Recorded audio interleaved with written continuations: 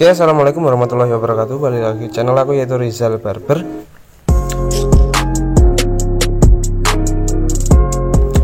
Baik, kali ini aku akan membahas mengenai barbershop ya.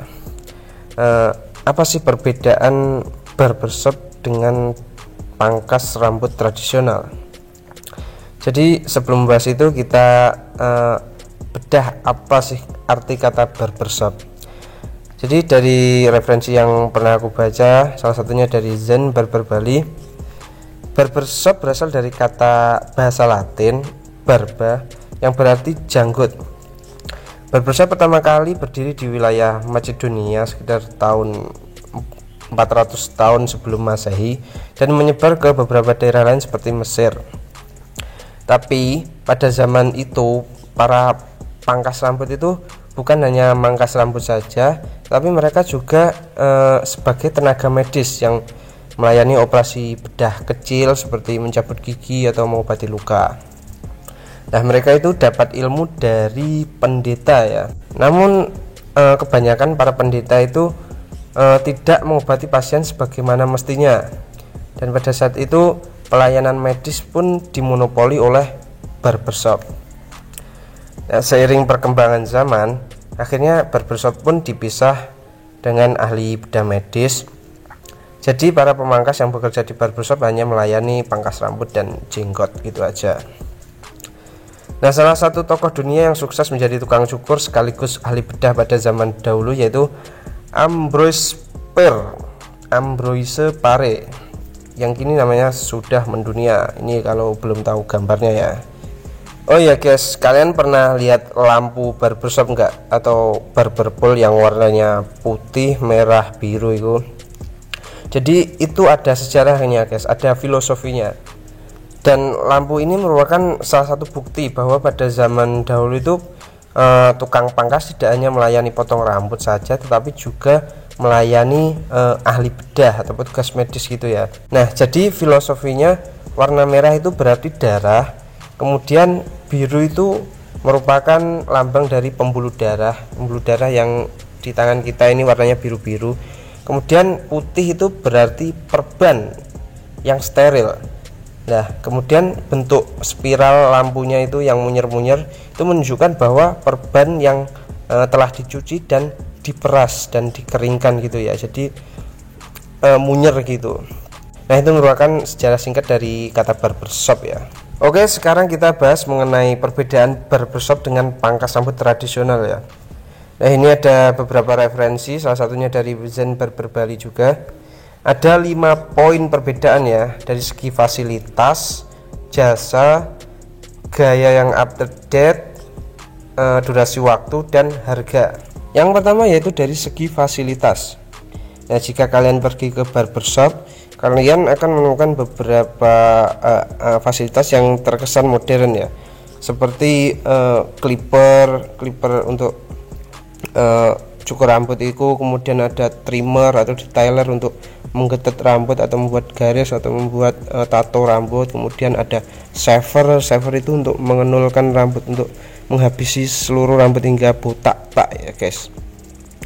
Kemudian ada berbagai jenis sisir, ada berbagai jenis gunting, kemudian ada hair dryer untuk styling rambut, kemudian ada beberapa produk-produk untuk menata rambut, kemudian ada beberapa alat untuk mewarnaan rambut, untuk krimbat dan lain-lain.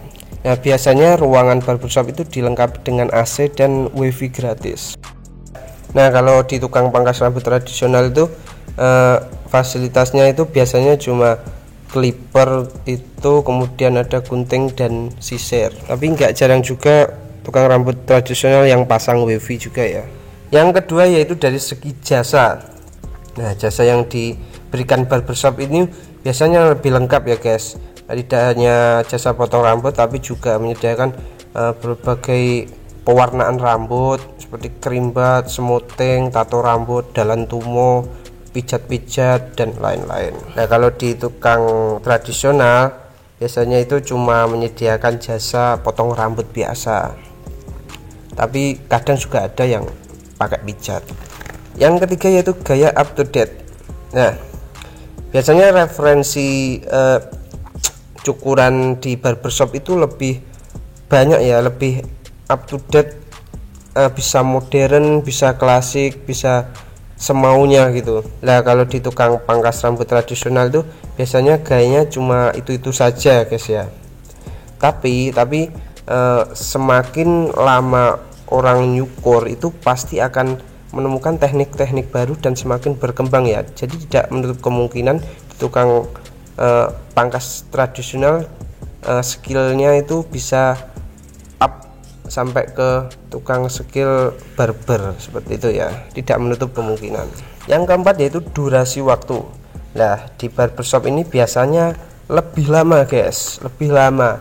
Kita lihat itu yang biasanya dari pas pemangkasan ya, pas pemangkasan itu biasanya buat gradasi pinggir itu biasanya paling lama guys, karena barbershop itu apa ya, prinsipnya pokoknya harus detail banget sampai kecil-kecil gitu, sampai titik terkecilnya. Jadi proses pinggir buat gradasi itu biasanya lama guys.